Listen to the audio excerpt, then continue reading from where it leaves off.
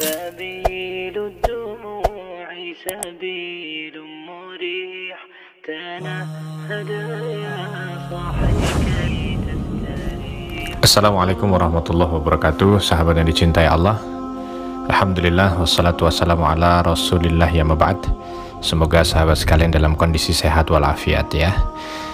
Dalam kondisi yang saat ini sedang wabah bergejolak ya, dan jumlah orang yang sakit makin hari makin meningkat. Teringat dengan salah satu tokoh Islam yang juga baru-baru ini banyak diangkat di Rusia dan Eropa, dan akhirnya juga dibedah oleh beberapa negara-negara Islam baik di Jazirah Arab maupun di Afrika, berkaitan dengan apa yang sudah beliau berikan sebagai cara terbebasnya manusia ini dari wabah ya. Di saat di zamannya pada abad ke-10, masa pertengahan ya, saat itu juga banyak sekali terjadi beberapa wabah, dan beliau yang dengan izin Allah mampu untuk bisa menjadi salah satu sumber kebaikan, membebaskan manusia kala itu dengan wabah-wabah yang ada ya. Siapakah beliau? Beliau adalah Al-Hasan Ibn Ali Ibn Sina, Abu Abdullah Al-Hasan Ibn Ali Ibn Sina, yang banyak dikenal oleh kita dengan sebutan Ibnu Sina, dan banyak orang-orang barat menyebutnya dengan nama Avicenna ya. Dan Ibnu Sina ini termasuk seorang ilmuwan yang terkenal sekali dalam dunia Islam ya, karena beliau juga banyak menggeluti berbagai macam dunia keilmuan ya, dari ilmu agama, dari kedokteran, dari filosof dan lain sebagainya ya. Dan karya-karya beliau sangat fenomenal ya. Dan bagi banyak orang Ibnu Sina ini disebut sebagai bapak pengobatan modern ya. Itu disebabkan karena banyak sekali berbagai macam karangan beliau dalam ilmu pengobatan, walaupun sebenarnya sih bukan hanya sekedar itu saja. Ada Qanun fit Tibb, atau dalam bahasa Inggrisnya itu The Canon of Medicine. Ada juga yang dalam Asy-Syifa ya, yang ditulis oleh beliau dalam 18 jilid. Masya Allah, banyak lagi ya. Ibnu Sina menghadirkan buku-buku yang urusannya dengan kedokteran. Dan Ibnu Sina ini lahir di tahun 370 Hijriah ya, kurang lebih 980 Masehi, di daerah Afshanah ya. Ini sebuah kota kecil di wilayah Uzbekistan sekarang. Makanya kalau kita datang ke Uzbekistan itu, nanti kita akan jumpai salah satu yang kita kunjungi adalah kampungnya Ibnu Sina. Ayah beliau itu berasal dari Balkh di Khurasan ya. Kala itu beliau menjadi pegawai tinggi pada masa dinasti Samaniyah, karena di masa itu dinasti Samaniyah yang di tahun 800 sampai dengan tahun 1000 Masehi itu ya, yang ada di daerah situ adalah penguasanya adalah dari dinasti Samanid ya. Sejak kecil Ibnu Sina ini sudah menunjukkan kepandaian yang luar biasa. Di usia 5 tahun beliau itu telah menghafal Al-Quran. 5 tahun sahabat. Dan selain menghafal Al-Quran juga beliau mengenal ilmu-ilmu agama, belajar.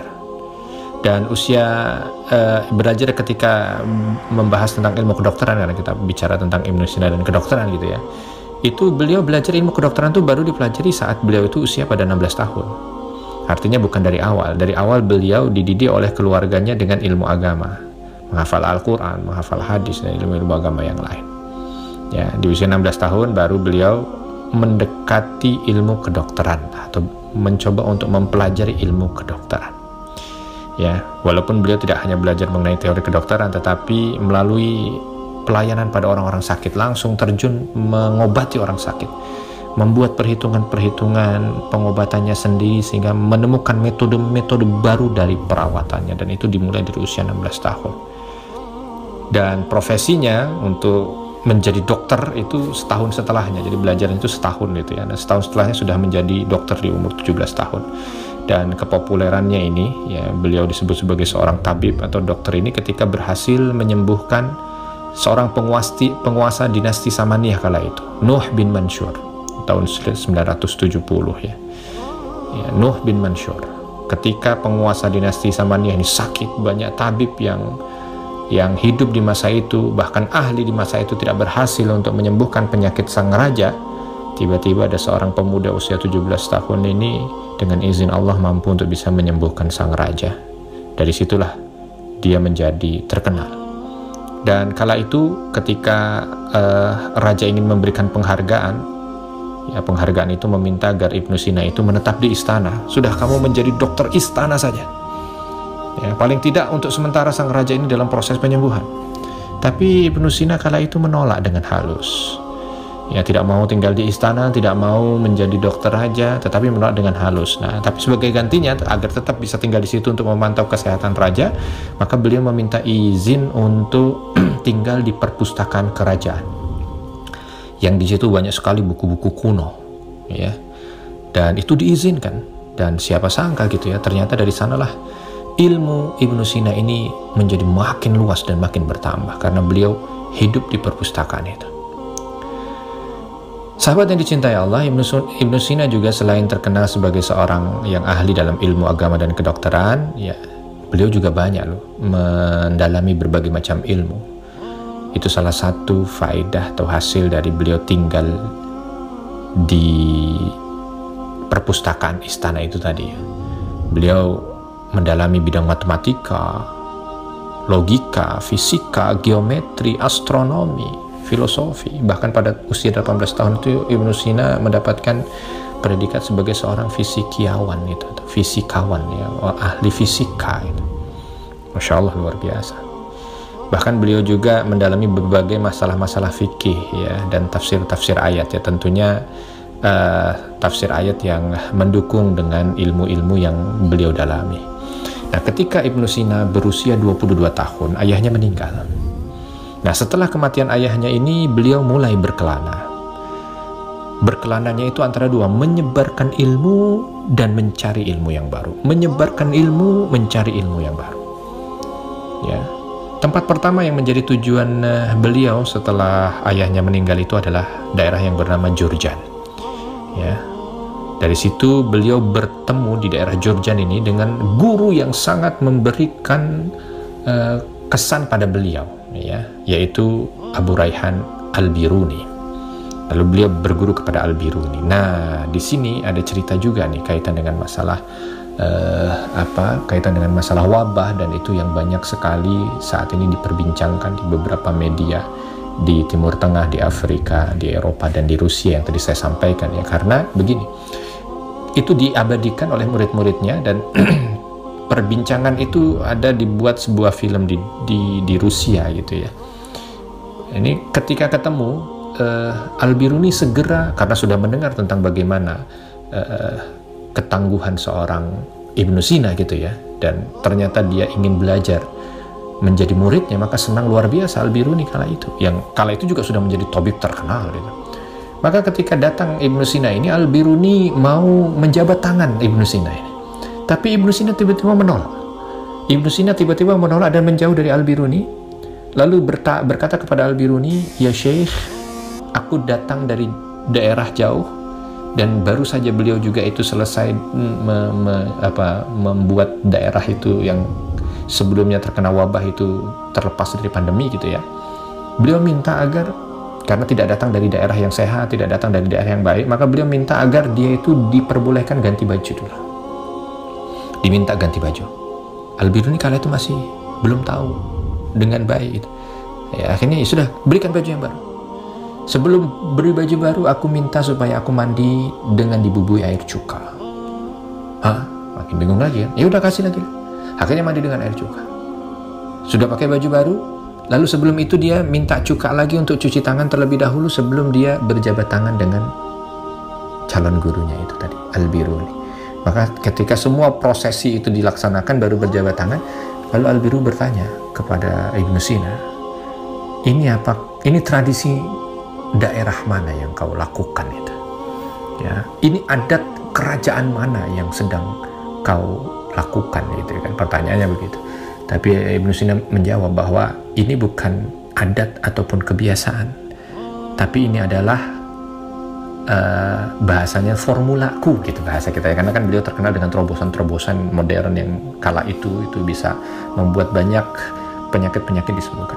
Beliau mengatakan ini adalah formulaku karena aku datang dari daerah yang sedang terjangkit wabah, walaupun sekarang sudah selesai gitu.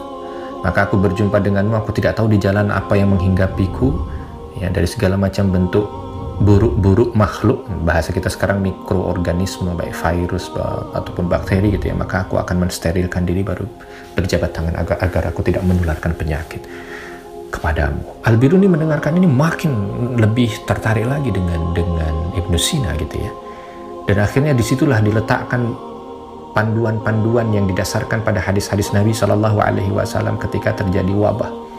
Ya, karena di zaman Nabi juga pernah terjadi wabah, lalu didetailkan antara Al-Biruni dan Ibnu Sina berbicara tentang beberapa ta'un yang pernah terjadi, bahkan salah satunya ta'un di Amwas, yang kala itu banyak sahabat yang meninggal dunia, Abu Ubaidah bin Jarrah, ya, terus beberapa sahabat-sahabat mulia yang lain juga yang wafat di situ gitu, ya, sehingga mereka merumuskan, oh berarti kalau terjadi wabah itu harus begini, dan itu ternyata yang dilakukan pada daerah sebelumnya. Ya, nah di satu daerah itu ya, makanya ini juga beliau di daerah itu dikenal untuk bisa membebaskan masyarakat situ dari wabah, karena diminta satu dengan yang lain saling menjaga jarak ya, satu dengan yang lain tidak bertemu, bahkan terkenal dengan istilah arba'inat gitu ya. Arba'inat itu orang yang sudah terlalu parah itu diminta untuk berdiam diri untuk berdiam diri di satu rumah itu 40 hari. Ya, dan ternyata betul, dan beliau juga yang menegaskan gitu ya, bahwa ini virus tidak serta-merta bisa langsung diobati dengan obat-obat tertentu, tetapi dia harus diawali dengan diri kita pribadi yang kita sebut sekarang ini kan imunitas. Makanya yang terkenal dari beliau kan kata mutiaranya gitu ya, al-wahmu nisfudda, bahwa kecemasan itu adalah setengah dari penyakit. Ya, ini yang bakal membawa lebih buruk penyakit itu.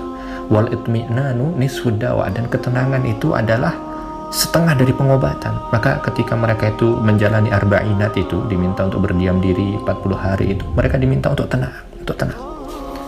Dan yang beliau sampaikan berikutnya adalah as-sabru bidayat asy-syifa, bahwa sabar menjalani takdir Allah itu adalah awal muasal dari kesembuhan. Jadi beliau melakukan itu, diminta untuk menyendiri, lalu dengan metode menenangkan diri, mendekatkan diri kepada Allah Subhanahu wa Ta'ala, sehingga imunitas itu terbentuk dari dalam tubuh. Dan beliau termasuk yang merancang makanan, ini unik juga gitu ya. Beliau disebut dengan bapak pilaf modern gitu. Pilaf itu adalah makanan yang banyak kita jumpai di beberapa daerah Asia Tengah ya, salah satunya di Uzbekistan ya. Dan ilmu ini juga saya dapatkan ketika saya datang ke Uzbekistan, yang kala itu belum ada gambaran bakal ada wabah, itu belum.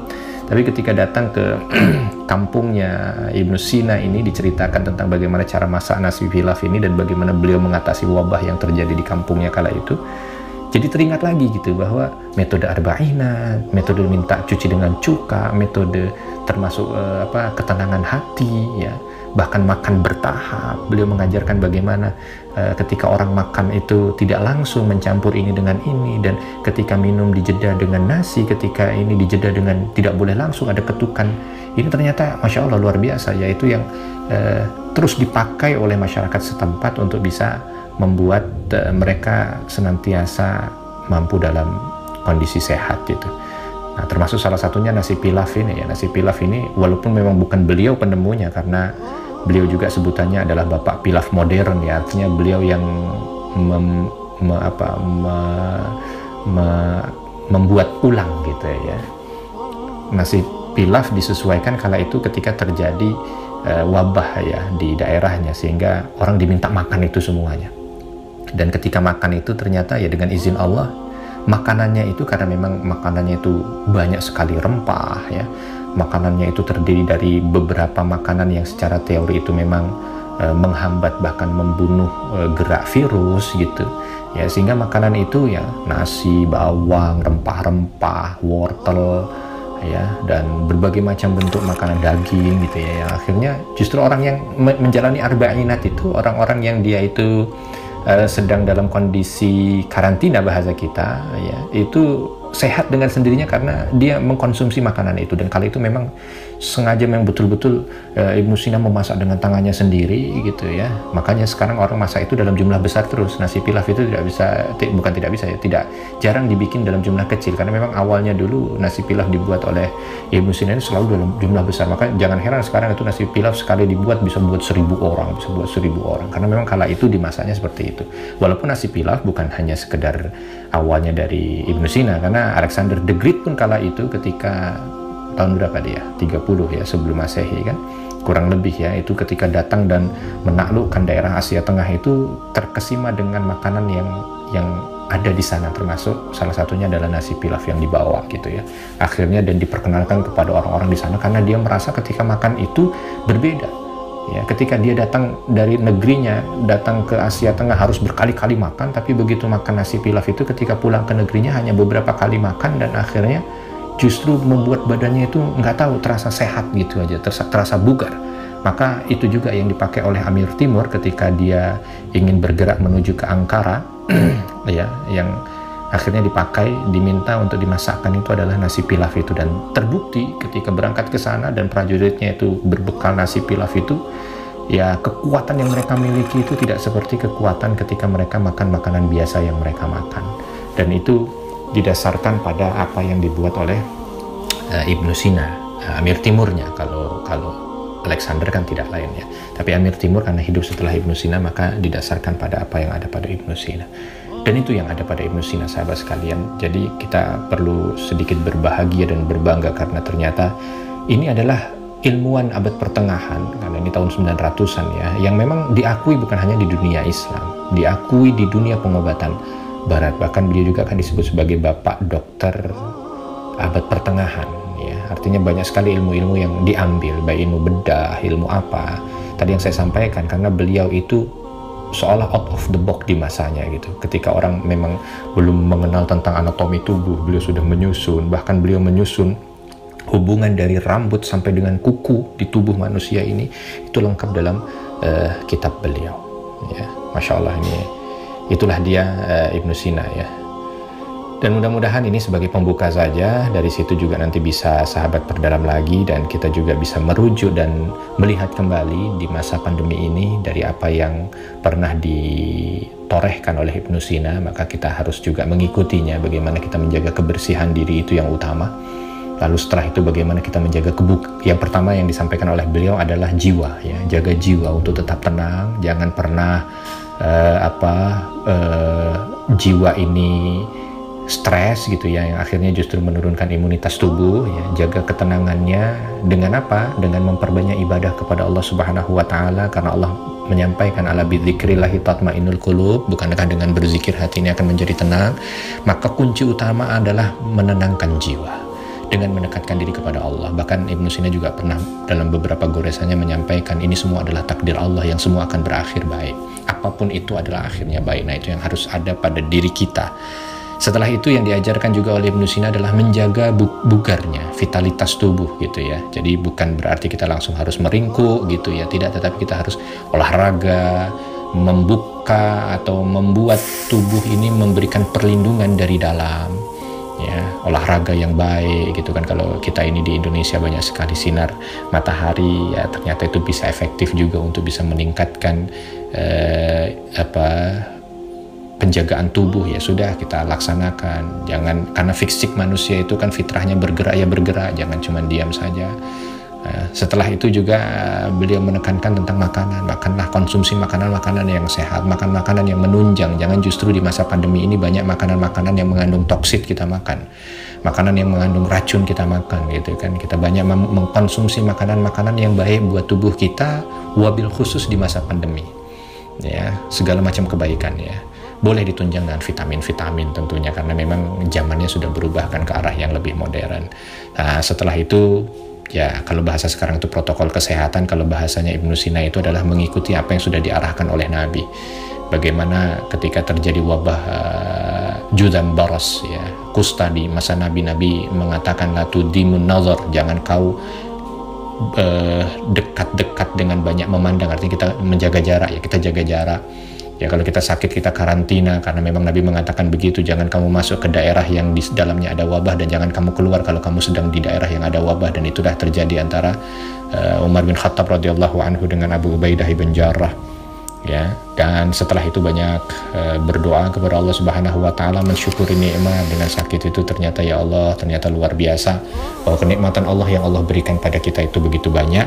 Dan terakhir menyadarkan kita juga ternyata kematian itu bukanlah jauh gitu ya, yang seolah kita masih lama mendekatinya. Ternyata kematian itu hadir di tengah-tengah kita ya, dan itu menjadi pengingat bagi kita, karena kafabil mauti mau'idah ya, cukup bagi seorang yang beriman itu kematian itu sebagai mau'idah atau pengingat, sehingga dengan itu kita lebih banyak mengingatkan diri kita pribadi, dan dengan mengingatkan itu akhirnya kita menjadi manusia yang sukses menjalani masa pandemi ini. Karena pandemi ini membuat kita menjadi lebih dekat kepada Allah, menjadikan pandemi ini membenarkan cara pandang kita terhadap dunia, dan dengan pandemi ini memberitahu kepada kita tentang hakikat kehidupan dan tujuan yang hakiki dari kehidupan di dunia ini, yaitu mengharap ridha Allah Subhanahu wa taala. Teriring doa di akhir kepada sahabat-sahabat sekalian yang mungkin saat ini masih diuji oleh Allah Subhanahu wa taala dengan penyakit ini, semoga Allah segera sembuhkan, dan mudah-mudahan penyakitnya ini menjadi penghapus dosa, peningkat kebaikan.